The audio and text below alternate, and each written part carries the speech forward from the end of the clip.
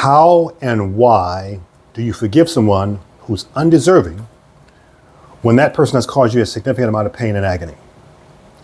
First video that I've done on this training was in the shock phase. There's 3 phases whenever you go through something that's extremely painful, something that can lead toward being a traumatic life event that starts out as a massive failure. Shock phase, we've already done a video on that. This is the adjustment phase.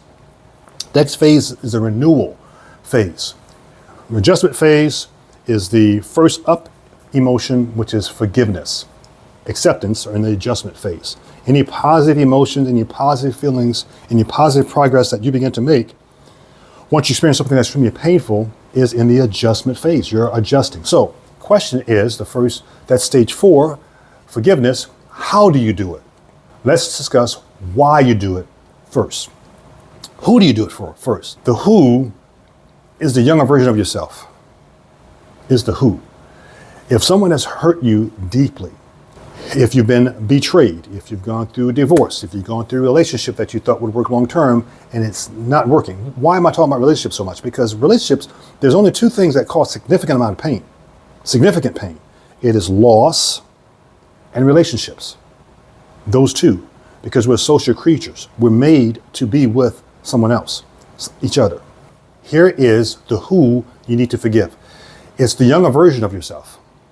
The version of yourself from 5, 10, 15, 3 years ago. The version of yourself that did not know as much as you know today. Here's why that's important. Because you have to look back first to learn the lesson, but you also have to look forward to make the right decisions today. And that decision is why you should forgive. Now, looking back, if you went back 2, 3, 4, 10, 15 years, whatever it is, and could talk to the younger version of yourself, would you give that younger version advice that would help them make decisions that would have kept you from the pain that you're experiencing today? If a person's going through the process of divorce and you said you loved the person when you first got married to them, all of us would, right? Let's just get past it, okay? The person you have to forgive is that person. Because along with the advice that you give them, you also have to recognize that they had lack of experience. Because they may not have even listened to your advice because they were idealistic at that time. An idealist who goes through the fire becomes a realist. You're a realist now if you've gone through the fire. An idealist who's gone through the fire and becomes negative is a pessimist. And been burned becomes a pessimist, right? Both go through the fire. Forgive yourself. Here is the who, here's the why. Because once you've experienced something extremely painful and hurtful that really crushed you, made you feel alone and by yourself, all the lessons from that, the lessons that you know now, pull all the lessons from the experience, what you learned from it, what you could have done differently. Now, if there's nothing that you know you could have done differently, then this is not going to work. Right? This is for achievers. We learn from mistakes. We grow from mistakes. We don't blame somebody else for a decision that we made, because it doesn't, at the end of the day, we made a decision to be in the situation that we were in. Most of the time. Sometimes we didn't. Very few times we didn't. But most of the time, we initially the decision to have that situation exist. Take all the lessons from it, all the lessons from the experience. Here's the how, the most important. So I can sit there and tell you, well, you need to forgive the younger version of yourself, cool. You're not going to be able to forgive the other person because they're not repentant. All right, okay, cool. But how do you do it? Where does the rubber hit the road? Here's how you do it. Emotional brain is here. Your alarm system, your protective brain here, amygdala. Your logical brain is here.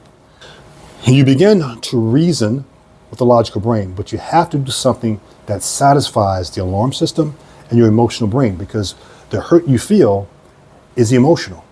That's why we feel something before we can think our way through it. That's why if we're agitated, we can say something if we don't have the emotional intelligence to catch it. Here's how you do it.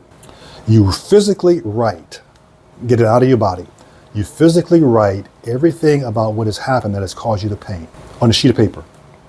Write it down. Number 1, everything, write it down.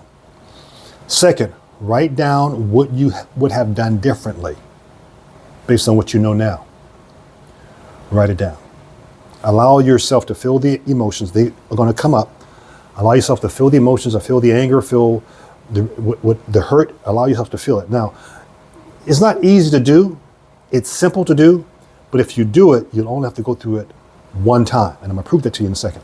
Write down what happened. Write down what you could have done differently. Write down, number 3, the lessons you learned. Write down 4, how you plan to grow past it. What lessons you learned to apply in the future. Number 5, most important, I need you to picture yourself 3 years from now, the future you.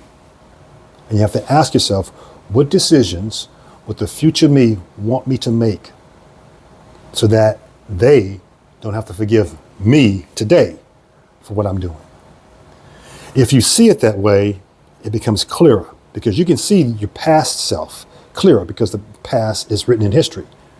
Seeing your future self is not as clear because your future self is created mentally. It's imagined here. And here is where you need it to be. So you have to take the lessons that you've learned, write it all down, picture who you want to be in the future, and then you have to decide, do I want the things that are causing me pain, agony, suffering today to still be felt 3 years from now by my future self? The answer is going to always be no. Why? Because we are self-preservative here. We want to preserve ourselves. Here's the last thing you need to do. Read through whatever you want to read through that you've written down. Read through it. The day you read through it and it does not bring up the anger, the resentment, the bitterness, the hurt, that is the day you've recovered. It won't be as long as you think. And we read through it every day. Why? Because sooner or later, the anger that you feel will become the preserving anger that says, okay, I've had enough of that, and we'll wash it.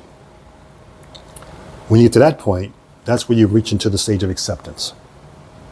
But you can't get to acceptance unless you truly have forgiven. Here's the last thing you do. When you hit the stage of acceptance, here's what you do with everything you wrote down. Once you've gone through it, okay, you get a little match or lighter, set it up, burn it, put it in trash.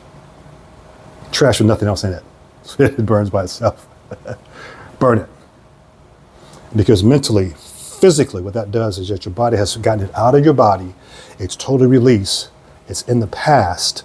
Just like that sheet of paper that you writ all that on, all those sheets of paper you written all that on, cannot be restored back once it's burned. You can't change anything from the past. That's how you forgive, and that's how you preserve the great person you've always been, that someone else abused, took advantage of your goodness, your kindness, your grace. That's how you don't change. How do I know? Because everything that I've shared with you, I've been through it. And I teach now how to compress the recovery time. Because it's not worth losing the great person that you are because of what someone else did. You tried to, it's not worth it. I can tell you that now. Apply what I just shared with you. It'll help you as an achiever, leader, winner, gone through pain in your relationship.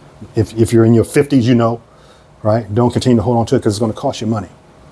Tens of thousands of dollars. Hundreds of thousands of dollars for some of you. Take this to heart. Apply it. Do it. Let me know in the comments if it works for you. I want to wish you all the blessings and success you deserve. Hey guys, listen, if you made it this far, I appreciate it. I'm happy for you. I'm happy for the other Floyd, the serious, intense Floyd. There's only 3 things I want to ask you to do. It's just 3, simple. If you made it this far in the video, subscribe, first thing. Second thing I want to ask you to do is subscribe. Third is subscribe. Hit the button. Get it done. If you made it this far, encourage him to continue to putting out the content specifically for you. And when you subscribe, he can see who his audience is and then tailor it for you. So go and get it done. Get it done, man.